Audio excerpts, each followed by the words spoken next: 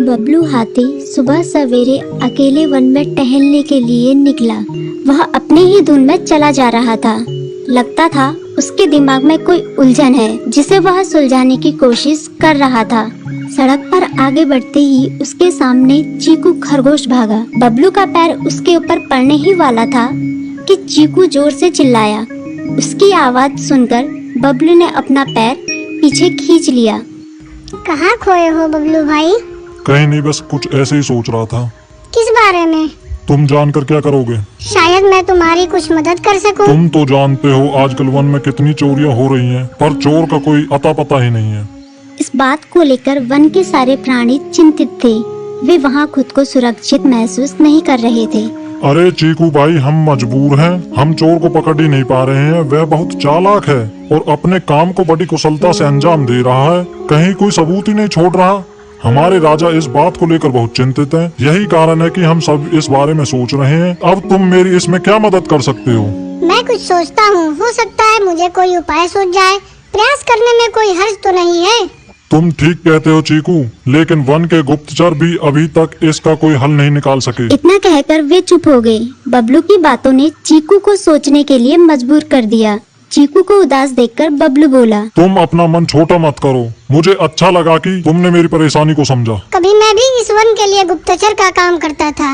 एक बार मेरी टांग टूट जाने से मेरे अंदर फुर्ती नहीं रही। तब से मैंने यह काम छोड़ दिया। चीकू, तुम चाहो तो यह काम दोबारा कर सकते हो। वन के प्राणी ज्यादातर दिन में भोजन की तलाश करते हैं, वे रात को आराम करते हैं। तुम दिन रात दोनों में ही भोजन की तलाश में निकल सकते हो। हो सकता है रात को तुम्हें कुछ ऐसी बातों का पता चल जाए जो हमारे काम की हो। हाँ बबलू, तुम ठीक कहते हो। मैं आज रात को वन में घूमकर इस बात का पता करने की कोशिश करता हूँ। थोड़ी देर बातें करके चीकू अपने बिल की ओर बढ़ गया और बबलू अपने रास्ते चला गया। चीकू के दिमाग में अभी तक बबलू की कही बातें घूम रही थी। उसे समझ नहीं आ रहा था वह बबलू की मदद कैसे करे। दिन भर वह उसी उधेड़-बुन में लगा रहा।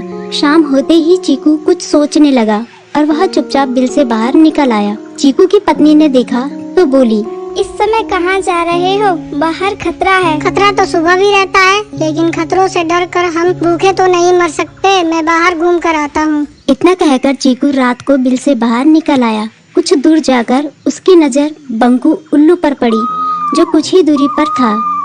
वह पेड़ की डाल पर बैठा अपनी गर्दन चारों तरफ घुमा रहा था। वह तेजी से पेड़ की एक डाल से दूसरी डाल पर उड़ रहा था। बंकू की नजर उस पर नहीं पड़ी थी। कुछ सोचकर चीकू पेड़ के पीछे से बाहर निकलकर थोड़ी खुली जगह पर आ गया और वहां से बंकू उल्लू को देखने लगा। बंकू ने चीकू को अंधेरे में भी देख लिया, पर उसने उसमें कोई उत्सुकता नहीं दिखाई और अपनी गर्दन चारों ओर घुमाता रहा। चीकू बड़ी देर तक बंकू की हरकतों पर नजर रखे रहा। वह थोड़ी देर तक खुले मैदान में खड़ा रहा, पर बंकू ने उसे देखकर भी अनदेखा कर दिया। उसने महसूस किया कि बंकू के आसपास चमकू चमगादड़ भी मंडरा रहा था। कुछ देर वन में घूमने के बाद चीकू अपने बिल में लौट आया और सुबह होने का इंतजार करने लगा। अगली सुबह बबलू उसी रास्ते में जा रहा था। रास्ते में चीकू उसका इंतजार कर रहा था। आज बड़ी जल्दी आ गए बबलू। हाँ, आजकल मुझे चिंता की वजह से नींद नहीं आती। कोई नई खबर है क्या? यकीन से तो मैं नहीं कह सकता, पर मैं तुम्हें ऐसे प्राणी का नाम बता सकता हूँ जो शायद चोरों की मदद कर रहा है। कौन है वो? बंकू उल्लू। इतना कहकर चीकू ने रात की घटना उसे ज्यों की त्यों सुना दी। इसे सुनकर बबलू का माथा ठनका। बबलू की आंखें चौंधिया गई। तुम ठीक कह रहे हो। मुझे आज रात बंकू और चमकू पर नजर रखनी होगी। इतना कहकर वे दोनों अपने अपने रास्ते चले गए। बबलू रात को अपने साथियों के साथ बंकू पर नजर गड़ाए रहा। उसकी संदिग्ध गतिविधियों को देखकर बबलू ने उसे उसके साथियों चंकी और संकी लोमड़ के साथ पकड़ लिया। बबलू ने सख्ती से पूछताछ करनी शुरू कर दी। तुम इस समय बंकू चमकू के साथ क्या कर रहे हो? हम चारों दोस्त हैं, इसलिए साथ बैठकर बातें कर रहे हैं।